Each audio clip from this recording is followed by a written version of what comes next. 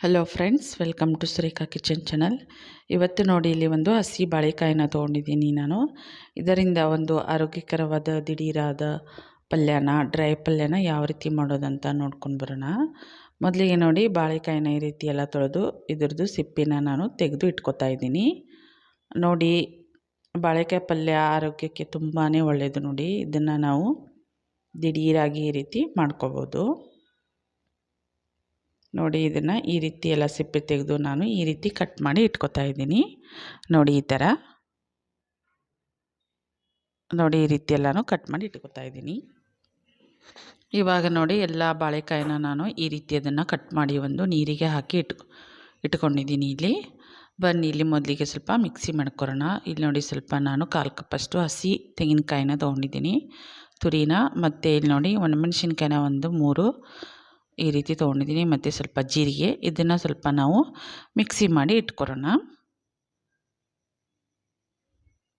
ನೋಡಿ, ಈ ರೀತಿ ನಾನು ಸ್ವಲ್ಪ ಇದನ್ನು ತರಿಯಾಗಿಯೇ ಇಟ್ಕೊಂಡಿದ್ದೀನಿ. ನೋಡಿ, ಈ ಥರ ಇಷ್ಟ ಆದರೆ ಸಾಕು.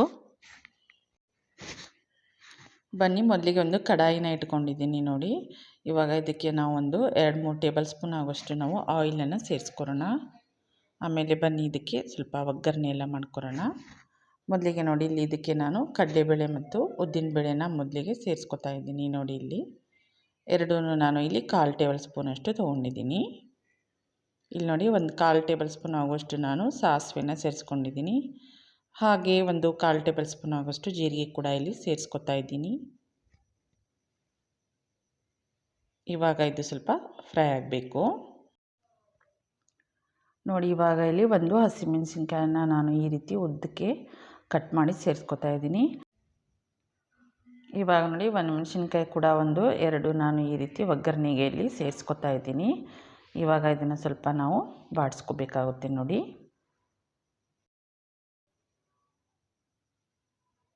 ಈಗ ನೋಡಿ, ಇದಕ್ಕೆ ಈರುಳ್ಳಿನ ಈ ರೀತಿ ಕಟ್ ಮಾಡಿ ಸೇರಿಸ್ಕೊತಾ ಇದ್ದೀನಿ.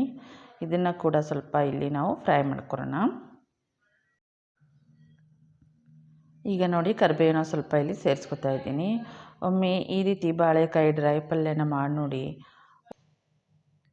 ತುಂಬಾ ಚೆನ್ನಾಗಿರುತ್ತೆ. ನೋಡಿ, ಬಾಳೆಕಾಯಿ ಬಜ್ಜಿ ಎಲ್ಲ ತಿಂದಿರ್ತೀವಿ, ಬಾಳೆಕಾಯಿ ಫ್ರೈ ಎಲ್ಲ ತಿಂದಿರ್ತೀವಿ. ಈ ರೀತಿ ಒಂದು ಸಾರಿ ನಾವು ಬಾಳೆಕಾಯಿ ಪಲ್ಯ ಕೂಡ ಮಾಡಿ ಸವಿಬೋದು, ತುಂಬಾ ಚೆನ್ನಾಗಿರುತ್ತೆ. ಇವಾಗ ನೋಡಿ, ಇದಕ್ಕೆ ನಾನು ಸ್ವಲ್ಪ ಇಂಗನ್ನು ಇಲ್ಲಿ ಸೇರಿಸ್ಕೊತಾ ಇದ್ದೀನಿ, 1/4 ಟೇಬಲ್ ಸ್ಪೂನಷ್ಟು. ಇವಾಗ ಇಲ್ಲಿ ಅರಿಶಿನ ಸ್ವಲ್ಪ ಸೇರಿಸ್ಕೊತಾ ಇದ್ದೀನಿ. ಇದನ್ನು ಎಲ್ಲ ಚೆನ್ನಾಗಿ ಒಂದು ಸಾರಿ ಮಿಕ್ಸ್ ಮಾಡ್ಕೊರೋಣ. ಈಗ ನೋಡಿ, ಇದಕ್ಕೆ ನಾವು ಈ ಹಸಿ ಬಾಳೆಕಾಯಿನ ನೀರಿಗೆ ಹಾಕಿ ಇಟ್ಕೊಂಡಿದ್ವಲ್ಲ, ಇದು ಕಪ್ಪಾಗಿಬಿಡುತ್ತಲ್ಲ, ಅದಕ್ಕೆ ನಾವು ನೀರಿಗೆ ಹಾಕ್ಕೊಂಡು ಇಟ್ಕೋಬೇಕಾಗುತ್ತೆ. ಇವಾಗ ನೀರನ್ನೆಲ್ಲ ತೆಗೆದು ನೋಡಿ, ಇವಾಗ ಈ ಹಸಿ ಬಾಳೆಕಾಯಿನ ಇದಕ್ಕೆ ಸೇರಿಸ್ಕೊಂಡು ಎಲ್ಲನೂ ಚೆನ್ನಾಗಿ ಮಿಕ್ಸ್ ಮಾಡ್ಕೋಬೇಕು. ನೋಡಿ, ಈ ರೀತಿ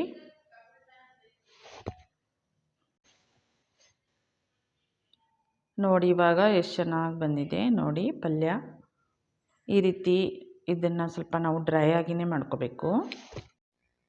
ನೋಡಿ, ಇವಾಗ ಎಲ್ಲ ಚೆನ್ನಾಗಿ ಇದನ್ನು ಮಿಕ್ಸ್ ಮಾಡಾಗಿದೆ. ನೆಕ್ಸ್ಟ್ ನೋಡಿ, ಇದಕ್ಕೆ ನಾನು ರುಬ್ಬಿರುವ ಕಾಯಿ ಮತ್ತು ಒಣಮೆಣಸಿನ್ಕಾಯಿ ಪೌಡ್ರನ್ನ ಇಲ್ಲಿ ಸೇರಿಸ್ಕೊತಾ ಇದ್ದೀನಿ. ನೋಡಿ, ಇವಾಗ ನಾನು ಜೀರಿಗೆ, ಕಾಯಿ ಮತ್ತು ಒಣಮೆಣಸಿನ್ಕಾಯಿ ಪುಡಿ ಮಾಡಿಟ್ಟಿದ್ವಲ್ಲ, ಅದನ್ನು ಸೇರಿಸ್ಕೊಂಡಿದ್ದೀನಿ. ಸ್ವಲ್ಪ ವಿಡಿಯೋ ಮಿಸ್ ಆಗಿದೆ. ನೋಡಿ, ಇವಾಗ ಎಲ್ಲನೂ ಅದನ್ನು ಸೇರಿಸ್ಕೊಂಡು ನಾನು ಈ ರೀತಿ ಮಿಕ್ಸ್ ಮಾಡ್ಕೊಂಡು ಒಂದು 5 ನಿಮಿಷ ಆದರೂ ನಾವು ಪ್ಲೇಟನ್ನು ಮುಚ್ಚಿ ಬೇಯಿಸ್ಕೋಬೇಕು. ನೋಡಿ, ಎಷ್ಟು ಚೆನ್ನಾಗಿ ಬಂದಿದೆ. ಟೇಸ್ಟ್ ಅಂತೂ ತುಂಬಾ ಚೆನ್ನಾಗಿ ಬರುತ್ತೆ. ನೋಡಿ, ಎಷ್ಟು ಚೆನ್ನಾಗಿ ಕಾಣ್ತಾ ಇದೆ.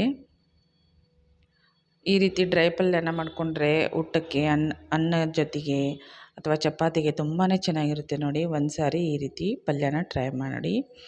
ಈಗ ನೋಡಿ, ನಮ್ಮ ರುಚಿಕರವಾದ ಬಾಳೆಕಾಯಿಯ ಡ್ರೈ ಪಲ್ಯ ರೆಡಿಯಾಗಿದೆ. ನೋಡಿ, ಎಷ್ಟು ಚೆನ್ನಾಗಿ ಕಾಣ್ತಾ ಇದೆ. ಹಾಗೆ ಯಾರೆಲ್ಲ ಹೊಸದಾಗಿ ನಮ್ಮ ವಿಡಿಯೋನ ನೋಡೋರು ಪ್ಲೀಸ್ ಲೈಕ್ ಮಾಡಿ, ಶೇರ್ ಮಾಡಿ, ಕಮೆಂಟ್ ಮಾಡಿ ಮತ್ತು ಸಬ್ಸ್ಕ್ರೈಬ್ ಮಾಡೋದನ್ನು ಮರಿಬೇಡಿ. Thank you.